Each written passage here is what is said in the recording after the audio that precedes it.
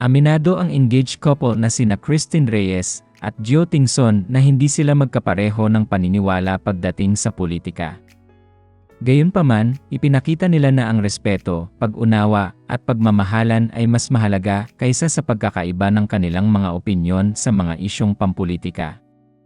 Noong 2022 presidential elections, hayagang sinuportahan ni Christine Reyes ang kandidatura ni Pangulong Bongbong Marcos.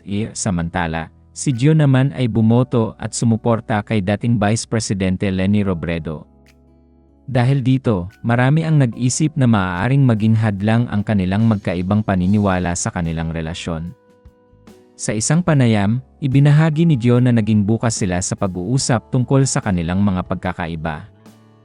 Anya, mahalagang unahin ang relasyon at pagkakaibigan kaysa sa mga hindi pagkakasunduan sa politika. Para sa kanya, hindi dapat maging dahilan ang magkaibang pananaw upang masira ang samahan ng dalawang taong nagmamahalan at nagmamalasakit sa isa't isa. Naalala rin ni Gio ang panahon kung kailan naging matindi ang tinatawag na cancel culture sa social media. Isa si Christine sa mga personalidad na nakaranas ng matinding pambabatikos online matapos niyang gampanan ang papel ni Amy Marcos sa pelikulang Made in Malacanang ni Direk Daryl Yap. Dahil sa mga negatibong komento at kritisismo, muli silang nagkaroon ng pagkakataong magkumustahan at mag-usap. Ayon kay Gio, nagtanungan sila kung maayos lang ba ang isa't isa sa gitna ng mga isyong kinakaharap noon.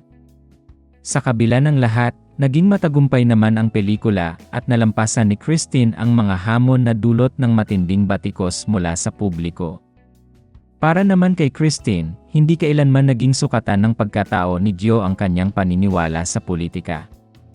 Dahil matagal na silang magkakilala mula pa noong bata sila, alam niyang tunay na makabayan at may mabuting hangarin si Gio para sa bansa.